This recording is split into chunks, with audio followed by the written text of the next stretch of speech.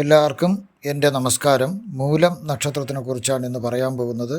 മൂല നക്ഷത്രത്തിൻ്റെ പേര് മൂല എന്നാണ്. മൂല എന്നാൽ വേര് എന്നാണ് അർത്ഥം വരുന്നത്. വാളുപോലെ 11 നക്ഷത്രങ്ങൾ കൂടിച്ചേർന്നതാണ് മൂലം എന്ന നക്ഷത്രം. ചിഹ്നം ഒരു കെട്ട് വേരുകളാണ്. ഇഷ്ടദൈവം ഗണപതിയാണ്. ഓം നമശിവായ മന്ത്രം നിത്യം ജപിക്കുക. മുടക്കം വരരുത്. ഗണപതി ഭജനവും നല്ലതാകുന്നു.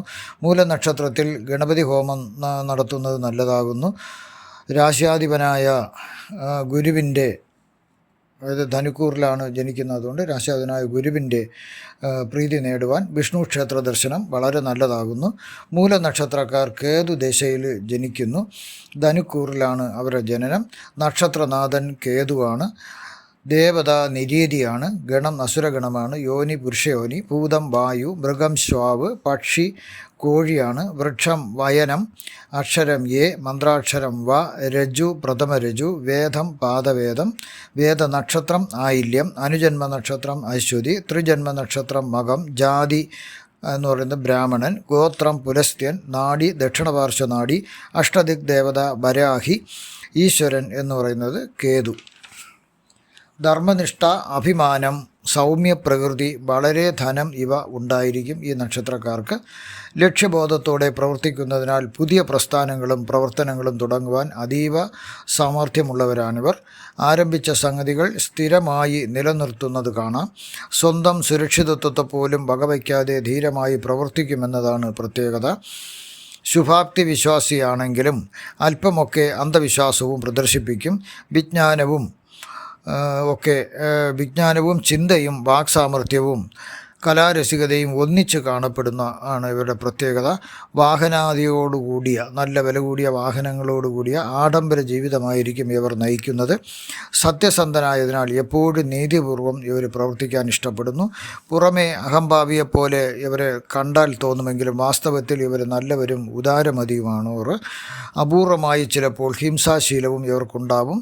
കൃതജ്ഞനെയും കാണിച്ചു കളയുമെന്നതൊരു ന്യൂനതയാണ്. ഈ ഹിംസാശീലം ഇവർക്കുണ്ടാകുമെന്നുള്ളത് മാത്രമാണ് ഒരു ന്യൂനത. ധനം, വാഹനം ഇവയോട് കൂടിയവരാകും. ബലവാനുമായി ഭവിക്കും. വിചാരത്തിലും പ്രവൃത്തിക്കും സ്ഥിരതയുണ്ടായിരിക്കും. എന്ത് വിചാരിച്ചാലും അത് പ്രവർത്തിക്കുകയും ചെയ്യും. അതാണ് അവരുടെ ഒരു പ്രത്യേകത. ശത്രുക്കളായവരെ യഥാവസരം കീഴ്പ്പെടുത്തുകയോ നശിപ്പിക്കുകയോ ചെയ്തും അങ്ങനെ ചെയ്യുന്ന ഒരു പ്രവൃത്തി ഇവർക്കുണ്ടാകും. ശത്രുക്കൾ ദോഷം ചെയ്യുമെന്ന് കണ്ടാൽ അവരെ വച്ചുകൊണ്ടിരിക്കുന്ന സ്വഭാവം ഇവർക്കുണ്ടായിരിക്കുകയില്ല. എപ്പോഴും അണിഞ്ഞൊരുങ്ങി നടക്കണമെന്ന കാര്യത്തിൽ ഇവർക്ക് നിർബന്ധമായിരിക്കും. നല്ല വൃത്തിയുള്ള വസ്ത്രങ്ങളൊക്കെ ധരിച്ച് അണിഞ്ഞൊരുങ്ങി നടക്കുന്നത് ഇവരുടെ ഒരു പ്രത്യേക ഒരു സ്വഭാവമാണ്. മൂലനക്ഷത്രത്തിൽ ജനിച്ച സ്ത്രീ ആണെങ്കിൽ അവളുടെ ഭർത്താവിൻ്റെ പിതാവിന് ദോഷമാണ്. മൂലനക്ഷത്രിയല്ല, മോശം സമയത്ത് ജനിച്ച ഒരു സ്ത്രീയാണെങ്കിൽ ഭർത്താവിൻ്റെ പിതാവിന് ദോഷമാണ്. മൂലനക്ഷത്രത്തിൻ്റെ 4-ാം പാദത്തിൽ ജനിച്ച സ്ത്രീയാണെങ്കിൽ വളരെ ഗുണമുള്ളവളാണ്.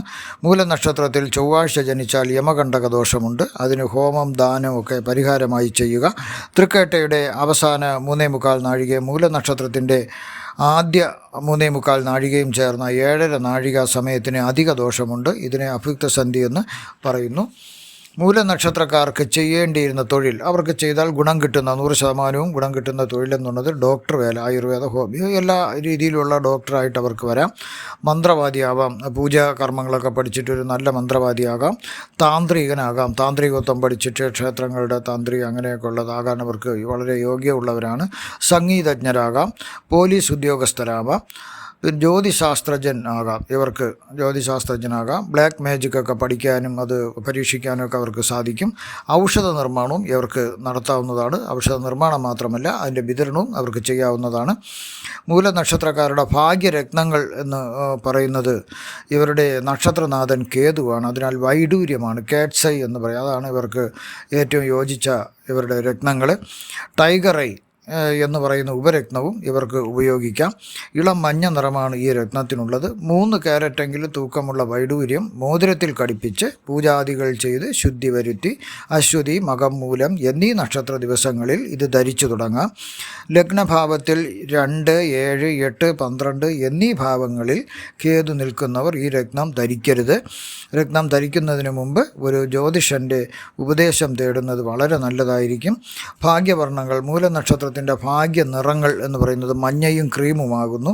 ഇൻ്റർവ്യൂ പോലുള്ള പ്രധാന കാര്യങ്ങൾക്കും മീറ്റിങ്ങുകൾക്കും മത്സര പരീക്ഷകൾക്കും പോകുമ്പോൾ ഈ നിറങ്ങളുള്ള വസ്ത്രങ്ങൾ ധരിച്ചാൽ ഭാഗ്യം അവർക്ക് ഒരു കടാക്ഷമായി വരുന്നു.